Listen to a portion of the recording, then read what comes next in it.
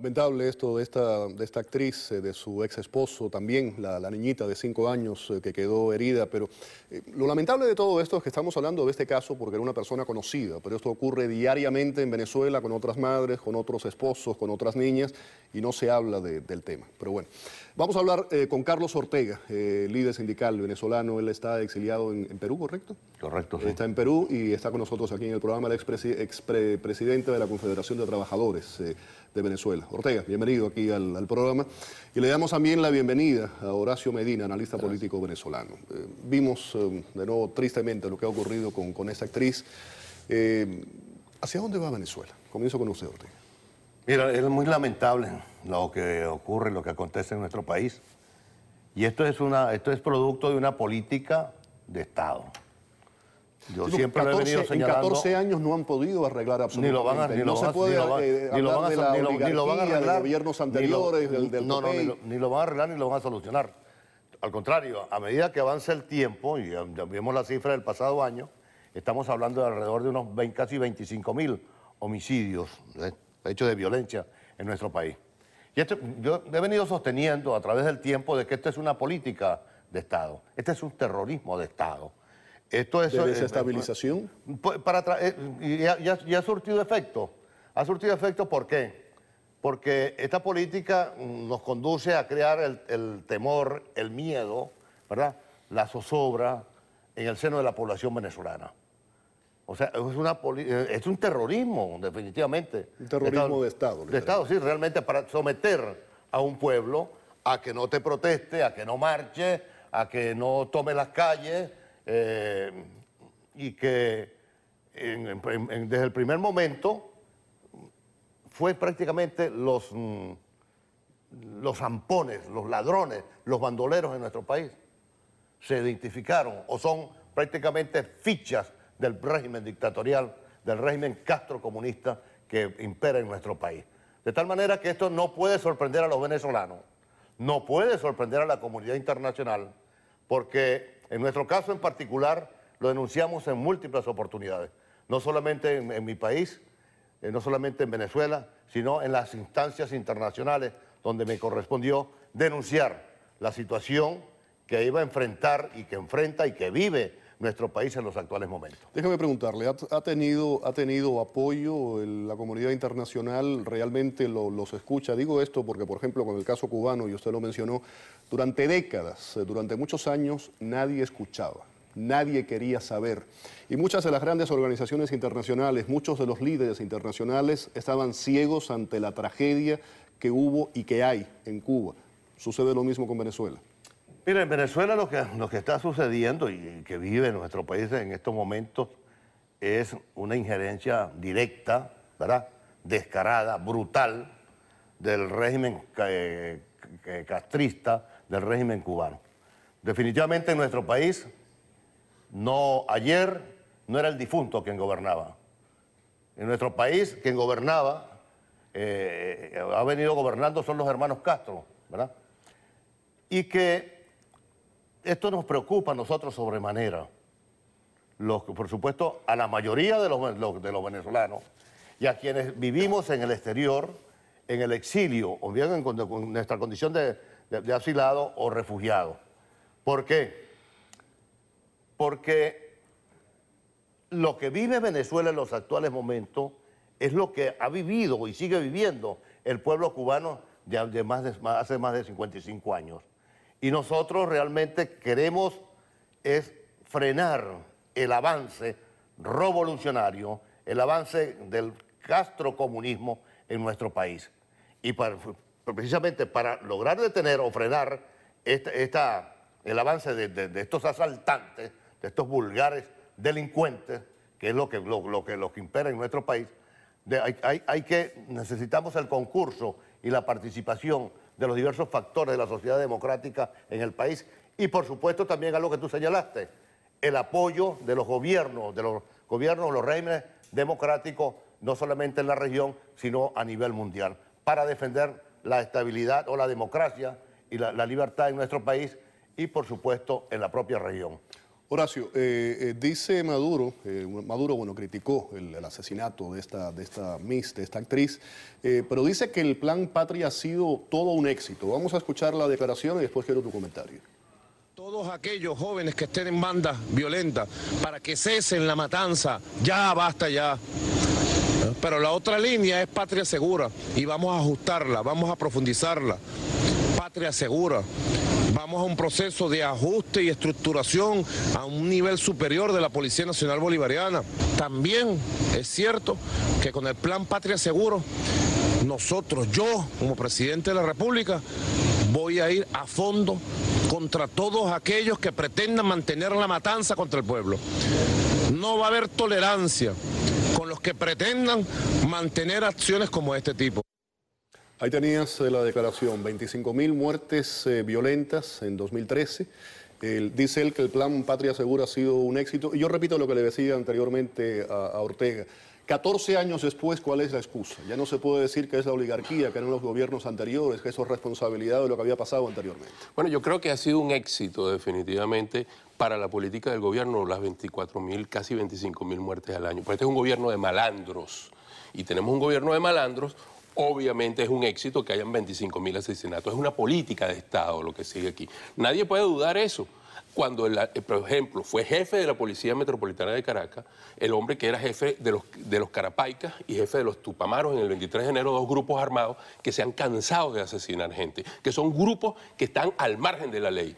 No puede ser un país que nosotros creamos que hay justicia cuando un hombre entra en la Asamblea Nacional, un malandro, golpea a unos diputados, los rompe, y no solo que es impune eso, sino que es candidateado como a la alcaldía de Villa de Cura, y no solo eso, gana la alcaldía de Villa de Cura. No puede ser un gobierno que nosotros podamos tener algún tipo de confianza cuando apoya a un gobierno como el de Corea del Norte o a los gobiernos castrocomunistas. Definitivamente es una política de Estado. Y el señor Maduro hace gala de algo importante, del cinismo, porque el cinismo, la mentira, son políticas de Estado también de este régimen. Ahora, Horacio, Maduro ha ido más allá de Chávez, a ver si me explico. Seguro.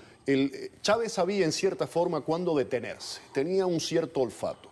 Y Maduro se está apoyando en el espíritu de Chávez y dice que todas esas son decisiones, que se sigue el mandato de Chávez y está haciendo lo que él quiere.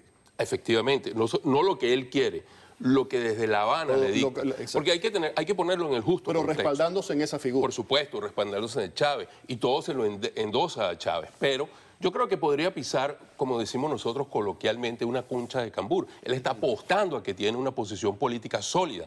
Habla de aumento de los hidrocarburos. Habla de inflación, como si esto lo puede controlar. Pantanoso. Claro, y yo creo que estamos confrontando o estamos entrando en un momento tremendamente definitivo para Venezuela. Venezuela está o se acerca a la encrucijada final. Yo creo que 2014, y lo he conversado con Carlos, es un año definitivo. Para él es el año, para mí es el próximo semestre. Yo creo que en Venezuela tiene que producirse una solución porque de otra manera nosotros estaremos condenados a 50 años de un régimen de malandro, un Estado que es un Estado forajido.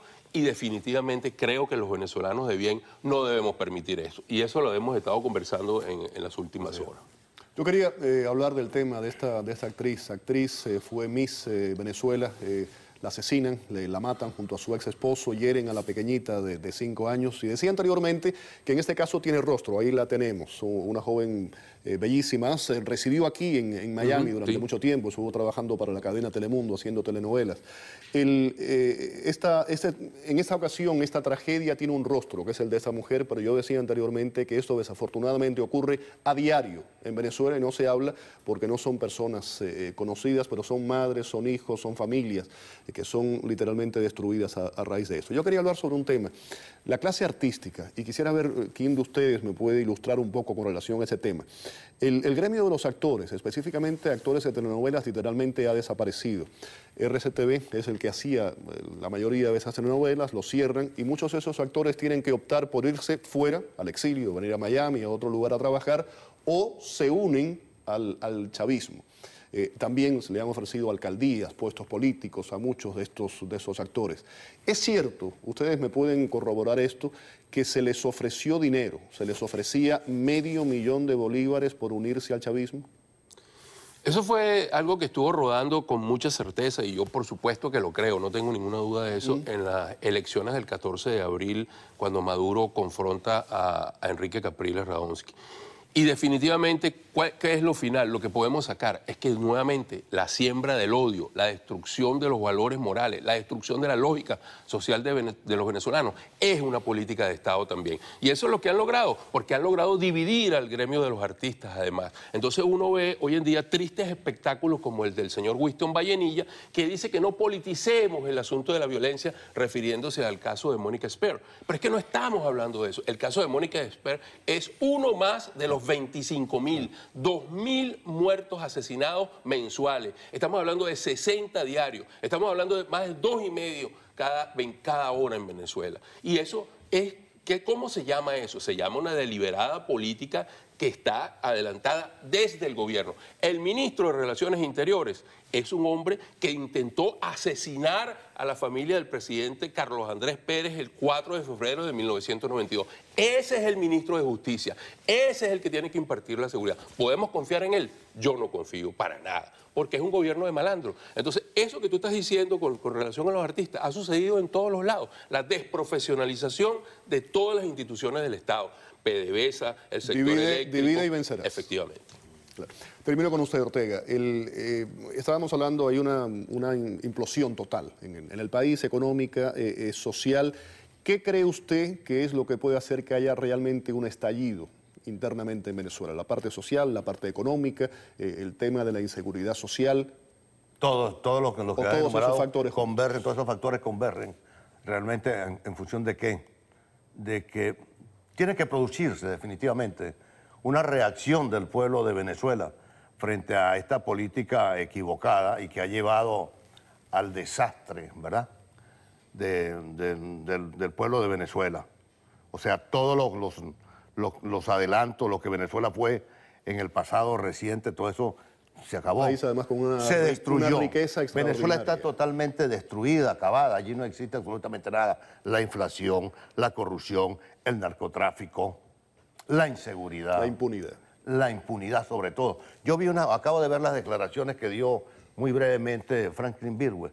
Y Franklin Birwell pone el dedo en la llaga realmente con lo que está ocurriendo en Venezuela en materia de la inseguridad y sobre todo con lo que ocurrió con Mónica, su esposo y su niña. ¿Qué fue lo que dijo exactamente? La impunidad. ¿Qué pasa? Que la impunidad es muy grande. No existe ley en Venezuela para contrarrestar o para frenar la delincuencia.